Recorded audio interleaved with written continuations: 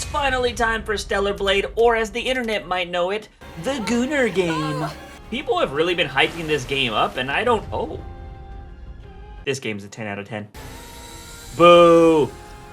7 out of 10. Hey, they put the average Twitter user in here, and look at that, they're attacking women here too. The monster has boobs?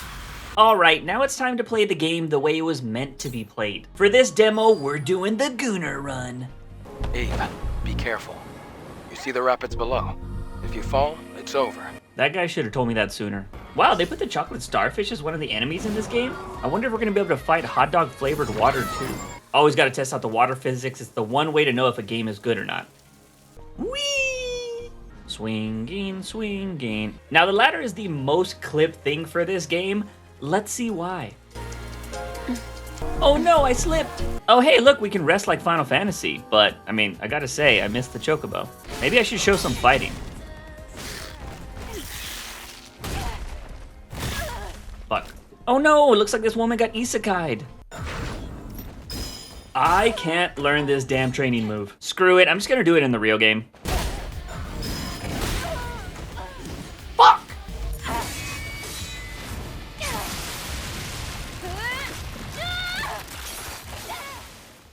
Gooner game complete.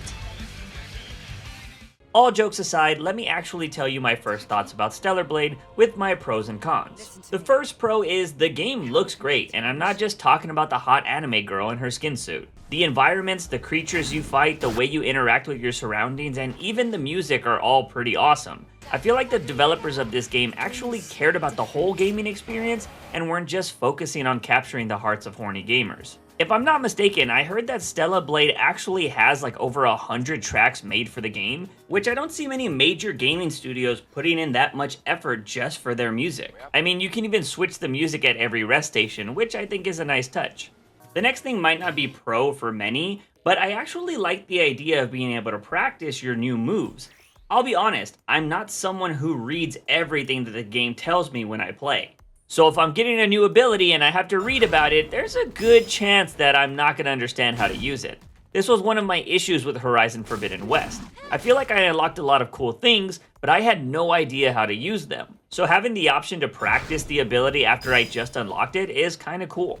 I kind of mentioned this in the first pro, but I love when games have little details like the way a character moves an object in water. Having to make Eve push a board to reach a ladder is such a little detail, but they took the time to animate her actually swimming and pushing the object. There are a lot of games out there that would just have the object move by itself while you're swimming near it. So I think them actually having Eve interact with the object while swimming, I think it's just a really nice touch, and I love when games do little things like that. This next pro might seem a bit disingenuous because I just did a Gooner run for the demo, but I actually love that there's going to be a bunch of different outfits for Eve to wear in the game. I honestly have no idea if they're purely cosmetic or if each outfit will have some kind of benefit associated with it. Because if you didn't know, using the skin suit takes away your shield, so you die a lot faster, and I have to say, pretty genius idea from the developers to make two things hard at once.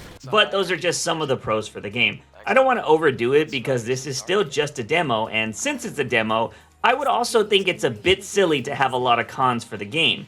But there were two things that did catch my eye. Before we move on to the cons of the game, if you are liking this video, hit that subscribe button and turn on notifications so you don't miss out on any future gaming commentary or anything else that I might just feel like talking about. Now back to the Gooner game. The first con I want to point out is that there's no death animations, which I thought was kind of crazy because at the start of the game we see so many of Eve's comrades die. I thought we would most surely see Eve have a few death animations, but nope, you just see a fade to black "you died" screen. With seeing how this game paid attention to the little details like pushing a board in the water, I'm actually pretty shocked that this game didn't have death animations. Maybe they didn't want to have death animations because they knew people are going to die a lot in this game, so it would just slow the gameplay down. But personally, I think, I don't know, maybe you just skip death animations? Like, give me the option to do that. I just thought it was really weird that it went straight to a "you died" screen. Not a big fan of that. The second con was that the game was a lot slower than I expected. Now, this could be because I'm currently playing Final Fantasy VII Rebirth, and that game has some pretty fast action and animations. It could also be that I just need to play the game more and unlock some more abilities, because I did like the game when I started to get a handle on the controls and hit a few different combinations of things. But after playing the demo, I just couldn't shake this feeling that the game was slower than I initially thought. But neither of those things really mattered much because after playing the demo, I still bought the game. The last thing I want to talk about will definitely be a pro or a con for many when it comes to this game, and that is the sexiness of Eve. It's pretty obvious that I don't have an issue with this. I think that the game looks gorgeous and Eve is a part of that. I do think it's silly that people are trying to destroy this game because of a sexy protagonist. IGN France apparently wrote an article that said the director has never seen a woman, which led to many people pointing out that he has an attractive wife, and she also designs female characters for other games, which I thought was kind of funny, but I also haven't fact-checked that, so take it with a grain of salt. I will say I do find it a bit odd that people are acting like that towards this game, especially when we have games like Baldur's Gate 3, where the one thing people talk about the most is the relationships and getting to sex up the characters. Anyways, those are my thoughts on the Stellar Blade demo. I'll most likely be playing this game on my live stream when it comes out, so go follow my Twitch stream or my reaction channel so we can goon out together. If you haven't seen my latest video, check it out right here, but as always, don't forget your daily dose of juice. Bam!